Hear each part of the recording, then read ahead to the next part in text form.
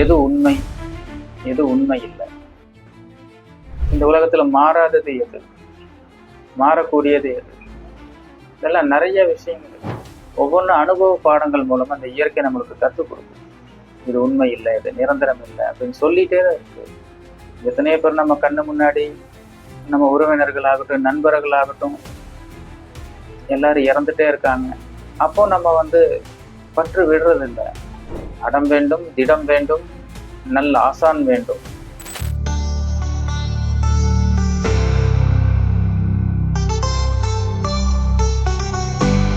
தெவிட்டாத ஞான தெளிவையும் காட்டி ஐம்புலன் தன்னை அடக்கும் உபாயம் இன்புறு கருணை இனிதன கருடி கருவிகள் ஒடுங்கும் கருத்தனை அறிவித்து இருவினை தன்னை அறுத்திரில் கடிந்து தத்துவ நிலையை தந்தனை ஆண்ட வித்தக விநாயகா விரைகழல் சரணே. குரு பிரம்மா குரு விஷ்ணு குருதேவோ மகேஸ்வரः குரு சாக்ஷாத் பரபிரம்மா தஸ்மை ஸ்ரீ குருவே நமः. அசுதோமா சத்கமயம் தமசோமா ஜோதிர்கமய மிருத்யோமா அமிர்தங்கமய. ஓம் சாந்தி சாந்தி சாந்தி. எம்மை பொய்மையிலிருந்து மெய்மைக்கும் இருளிலிருந்து ஒளிக்கும் நிலையாமையிலிருந்து நிலை பெற்றிருக்கும் இட்டுச் செல்வாயாக. ஓம் சாந்தி சாந்தி சாந்தி. அன்புள்ள ஆன்மநேய அன்பர்களே வணக்கம். இறையருளும் குருவருளும் என்றும் உங்களுக்கு குறித்தாகுக. இன்னைக்கு சமய வகுப்பு சத்சங்கத்துல நம்ம பார்க்க போற பாடம் ஜெகத்குரு ஸ்ரீ ஆதிசங்கரர் அருளிய பஜகோவிந்தம் பாடல் 9. பாடல் படிக்கிறேன், கவனமா கேளுங்க. ஷத்சங்கத்வே நிஷங்கத்வம் நிஷங்கத்வே நிர்மோகத்வம் நிர்மோகத்வே நிஷல தத்துவம் நிஷல தத்துவே ஜீவன் முக்தி. இதுதான் இந்த பாடல். இதுக்கான அர்த்தம், நல்லோர் உறவால் பற்றின்மை ஏற்படும், பற்றின்மையால் மதிமயக்கம் நீங்கும், மதிமயக்கம் நீங்கினால் மாறுபடாத உண்மை விளங்கும், மாறுபடாத உண்மை விளங்கினால் அதுவே ஜீவன் முக்தி. சத்சங்கத்வே நிஷங்கத்வம், நல்லோர் உறவால் பற்றின்மை ஏற்படும். அதாவது சத்சங்கம், சத்சங்கம் அப்படிங்கிறது தான் நல்லோர் உறவு, தீயோர் உறவு அல்ல. ஏன்னா பூவோடு சேர்ந்த நாரும் மனம் பெறும்னு ஒரு பழமொழி. அந்த மாதிரி சத்சங்கத்துக்கு வரக்கூடிய நல்லோரோட தொடர்பில் இருக்கக்கூடிய எல்லாரும் அவங்க தீயவர்களா இருந்தாலும் நல்லவங்களா மாறிடுவாங்க. அதுதான் சத்சங்கத்துடைய சக்தி. நல்லோர் உறவால் பற்றின்மை ஏற்படும், பற்றின்மையால் மதிமயக்கம் நீங்கும். நல்லோர் உறவில் எப்படி பற்றின்மை நீங்கும்? ஏன்னா சத்சங்கத்துல தான் நல்லோர் கூட்டுறவர்கள் தான் நமக்கு எது தேவை, எது தேவையில்லை, எது உண்மை, எது உண்மை இல்லை, அதாவது நித்திய அனித்திய வஸ்து விவேகம்னு சொல்லுவாங்க. எது நித்தியம், அதாவது எது உண்மையானது, நிரந்தரமானது, அனித்தியம் எது நிரந்தரம் இல்லாதது, உண்மை இல்லாதது, நித்திய அனித்திய வஸ்து விவேகம். இன்னொன்னு ஆத்மா அனாத்ம வஸ்து விவேகம். ஆத்மா எது அனாத்மா எது அப்படிங்கிற பிரிச்சு பார்க்கக்கூடிய அந்த சக்தி அந்த ஞானத்தினால் ஏற்படும். அப்போ நல்லொரு கூட்டுறவால் பற்றின்மை, பற்றின்மை எப்படி ஏற்படும்? நமக்கு எது நன்மை அளிக்கக்கூடியது, எது உண்மையானது அப்படின்னு நம்ம உணரும் போது எதெல்லாம் உண்மை இல்லாதது, எது நமக்கு நன்மை தராதது அப்படிங்கிறது மேல பற்று போயிடும். பற்றின்மையால் மதிமயக்கம் நீங்கும். அந்த மதிமயக்கம் அப்படிங்கிறது என்ன? மதிமயக்கம் ஏன் ஏற்படுது? அஞ்ஞானத்தினால. அந்த அஞ்ஞானம் தான் எல்லா விதமான அனர்த்தனங்களுக்கு காரணம். அந்த அஞ்ஞானத்தை எப்படி போக்குறது? சத்சங்கம் மூலமா. ஏன்னா சத்சங்கம் அப்படிங்கிறது அதுல குருவனுடைய உபதேசம் இருக்கும். அந்த குரு நித்தியம் எது அனித்தியம் எது அப்படிங்கிறத விலக்கி சொல்லுவார். அப்படி விலக்கி சொல்லும் போது அஞ்ஞானம் அகலும், ஞானம் உதிக்கும். அந்த ஞானம் உதிக்கும் போது மதிமயக்கம் நீங்கினால் மாறுபடாத உண்மை விளங்கும். அதாவது நிர்மோகத்வே நிஷல தத்துவம், மாறுபடாத உண்மை விளங்கும். மாறுபடாத உண்மை அப்படிங்கிறது என்ன? இந்த உலகத்துல மாறாதது எது? மாறக்கூடியது எது? இதெல்லாம் நிறைய விஷயங்கள் இருக்கு. இந்த உலகத்துல மாறாம இருக்கக்கூடியது அது ஆன்மா. அது அசைவில்லாதது, அது என்றும் உள்ளது. அது அங்கெங்கனாதபடி எங்கும் நீக்கமர நிறைந்திருப்பது அந்த பிரம்மமாகிய அந்த ஆத்மாதான்.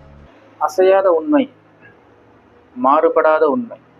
மாறுபடாத உண்மை விளங்கினால் அதுவே ஜீவன் முக்தி அப்படின்னு சொல்றாரு. அந்த மாறுபடாத உண்மை நம்ம எப்படி உணர்றது, கண்டுபிடிக்கிறது? அது சத்சங்கம் மூலமா, குரு உபதேசம் மூலமா. சிரவணம், மனனம், நிதித்தியாசனம் முதலானது நம்ம மேற்கொண்டு, சிரவணம் குருவின் உபதேசங்களை கேட்டல், மனனம் அதை ஆராய்ந்து உணர்தல், நிதித்தியாசனம் அதை அனுஷ்டித்தல். சிரவணம், மனனம், நிதித்தியாசனம். அப்போ அடம் வேண்டும், திடம் வேண்டும், நல்ல ஆசான் வேண்டும். ஆன்மீகத்துல முன்னேறணும்னா அடம் வேணும். அடம் அப்படின்னு என்ன? அடம் பிடிக்கிறது எப்படி? நம்ம ஒரு பொருள் வேணும்னா, இந்த சின்ன பையனுக்கு ஐஸ்கிரீம் வேணும்னா அடம் பிடிச்சி வாங்கி சாப்பிட்றலாம். அடம் பிடிச்சா கிடைக்குது. அப்பப்போ அடியும் கிடைக்கும், ஐஸ்கிரீமும் கிடைக்கும். அப்போ ஆன்மீகத்துல அடம் பிடிச்சா, ஏன்னா இது இறைவனை உணர்ற விஷயம், ஆன்மாவை உணர்ற விஷயம், இறைவனை நேருக்கு நேர தரிசிக்கிற விஷயம். எவ்வளவு அடம் பிடிக்கணும்? அப்போ தீவிரமான ஒரு முயற்சி, அந்த பயிற்சி, இதெல்லாம் அவசியம். இதெல்லாம் எங்கிருந்து கிடைக்கும்? ஏன்னா நம்ம சோர்வுறும் போது, நம்பிக்கை இழக்கும் போது நமக்கு உறுதுணையா இருக்கக்கூடியது சத்சங்கம் தான். அந்த சத்சங்கத்துக்கு குரு உபதேசங்களை கேட்டு அவர் மூலமா ஊக்கமடைஞ்சு, உற்சாகம் அடைந்து, அந்த பயிற்சியை தீவிரமா செஞ்சு, அது மூலமா அந்த ஆத்ம ஞானத்தை நம்ம அடையணும். நமக்கு அவநம்பிக்கை வரும்போதெல்லாம், அந்த அஞ்ஞானம் அதிகமாகும் போதெல்லாம் நமக்கு சத்சங்கம் தான் உறுதுணையா இருக்கும். ஏற்கனவே ஞானம் அடைஞ்ச, தெளிவடைந்த ஒரு குரு இருக்கும்பொழுது அவர் உங்க புத்தியை தெளிய வைப்பார். அப்போ பற்றின்மை தன்னால ஏற்படும். பற்றின்மை ஏற்பட்டால் மதிமயக்கம், அஞ்ஞானமான அந்த மதிமயக்கம் நீங்கும். அந்த மதிமயக்கம் நீங்கினால் மாறுபடாத உண்மை விளங்கும். ஏன்னா உண்மை என்றைக்கும் மாறாது. மாறுபடாத உண்மை விளங்கினால் அதுவே ஜீவன் முக்தி. அந்த ஒரு உண்மை விளங்கிருச்சுன்னா, இந்த உடல் இருக்கும் போதே, ஸ்ரீமத் பகவத்கீதையில பகவான் கிருதக்கிருத்தியன் அப்படிங்கிற வார்த்தையால குறிப்பிடுறாரு. கிருதக்கிருத்தியன் அப்படின்னா செய்ய வேண்டியதை செய்தவன். அப்புறம் இன்னொன்னு ஸ்தித பிரக்ஞன் அப்படிங்கிற வார்த்தையால் குறிப்பிட்டார். புறப்பொருளை வெளியே விட்டு தன்னில் தான் சுகம் காண்பவன் ஸ்தித பிரக்ஞன் அப்படின்னு. ஸ்தித பிரக்ஞன் அப்படின்னா ஜீவன் முக்தன். ஜீவன் இருக்கும் போதே அவன் முக்தி அடைந்தவன். அந்த மாறுபடாத உண்மை விளங்கினால் அதுவே ஜீவன் முக்தி. ஜீவன் இருக்கும் போதே அவன் மோட்சம் அடைஞ்சிட்டான், முக்தி அடைஞ்சிட்டான். அப்போ இந்த பாடல் மூலமா ஜெகத்குரு ஆதிசங்கரர் என்ன சொல்றாரு அப்படின்னா, சத்சங்கத்துவே நிசங்கத்துவம். சத்சங்கம் மூலமாக பற்றின்மை ஏற்படும். அந்த பற்றின்மை அப்படிங்கிறதெல்லாம் ரொம்ப பயிற்சி மூலமா மனச நல்ல பயிற்று வச்சவங்களுக்கு அது அமையும். ஏன்னா அந்த பற்று நம்ம அவ்வளவு சீக்கிரம் சுலபமா உதறி தள்ளிட முடியாது. பற்று எப்படி நீங்கும்? நமக்கு பிடிச்ச விஷயத்த, பொருட்களை நம்ம எப்படி விளக்க முடியும்? எப்படி அதுல பற்று இல்லாம இருக்க முடியும்? ஏன்னா ஒவ்வொன்றும் அனுபவ பாடங்கள் மூலமா அந்த இயற்கை நம்மளுக்கு கற்றுக் கொடுக்கும். இது உண்மை இல்லை, இது நிரந்தரம் இல்லை அப்படின்னு சொல்லிட்டே தான் இருக்கு. எத்தனையோ பேர் நம்ம கண்ணு முன்னாடி, நம்ம உறவினர்களாகட்டும், நண்பர்களாகட்டும், எல்லாரும் இறந்துட்டே இருக்காங்க. அப்போ நம்ம பற்று விடுறதில்லை. குருதேவர் சொல்றாரு, ஸ்ரீ ராமகிருஷ்ண பரமஹம்சர், ஒரு தாய் ஒரு குழந்தையை பெற்றெடுக்கிறான். ஏதோ ஒரு காரணம், ஏன்னா மரணம் அப்படிங்கிறது எந்த வயதிலையும் யாருக்கு வேணாலும் வரும்.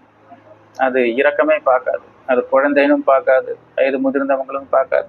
ஏதோ ஒரு காரணத்தினால அந்த குழந்தை இறந்துடுது, ஒரு நோய் வாய்ப்பட்டோ அல்லது ஏதோ ஒரு காரணத்தினால.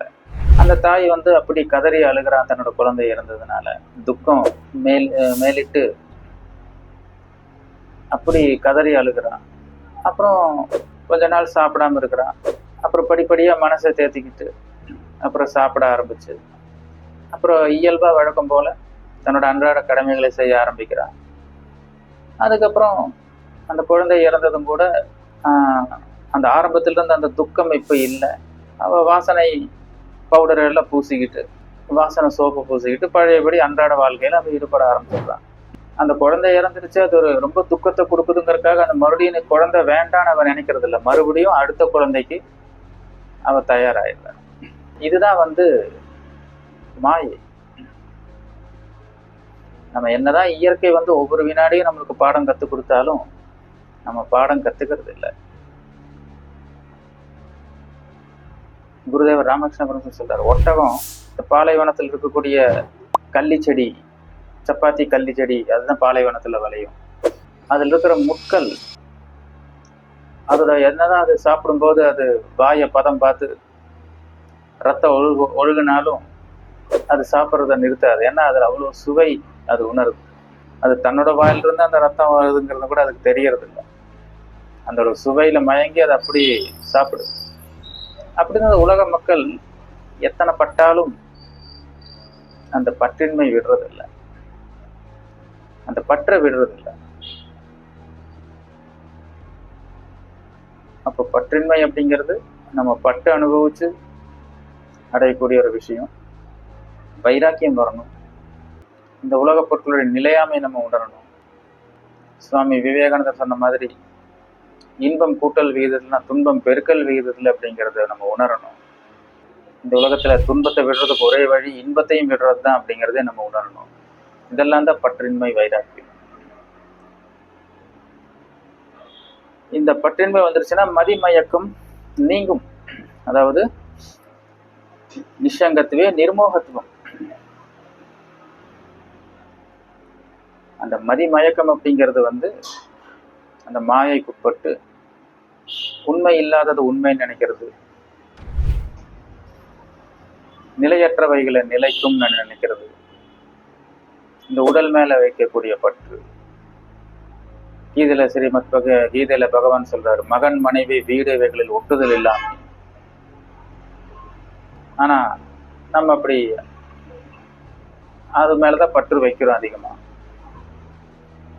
அப்போ அந்த மதிமயக்கம் அப்படிங்கிறது இதுதான் நிரந்தரமற்ற உண்மை இல்லாத விஷயங்களை உண்மை நினைக்கிறது தான் இந்த மதிமயக்கம். அது எதனால வருதுன்னா மாயினால வர்றது, நம்மளோட அஞ்ஞானத்தினால வர்றது.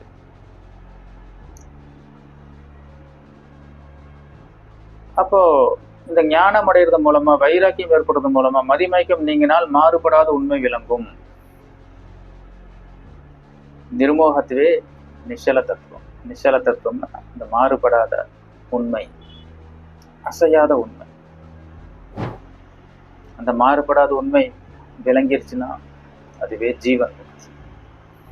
அப்போ இது அடையிறது தான் வாழ்க்கையின் நோக்கம், குறிக்கோள். இந்த மனித பிறவியின் குறிக்கோள் எல்லாமே அதுதான். அதுதான் இங்க ஜெகத்குரு ஆதிசங்கரர் வலியுறுத்துறார். அதனால் உண்மை பொருளை நீ அடைய முயற்சி செய், நிலையற்ற பொருட்கள்ல மனசை செலுத்தாத, இந்த ஜீவன் முக்தனா வாழ முயற்சி செய், அதுக்கான பயிற்சி செய் அப்படிங்கிறதான் இந்த பாடலுடைய கருத்து. இதோட இன்றைய சத்சங்கம் நிறைவடையுது. இனி அடுத்த சத்சங்கத்துல அடுத்த பாடலோட சந்திப்போம். சர்வே பவந்து சுகினஹ, சர்வே சந்து நிராமய, சர்வே பத்ராணி பஷ்யந்து, மா கச்சித் துக்கபாத் பவேத். ஓம் சாந்தி சாந்தி சாந்தி.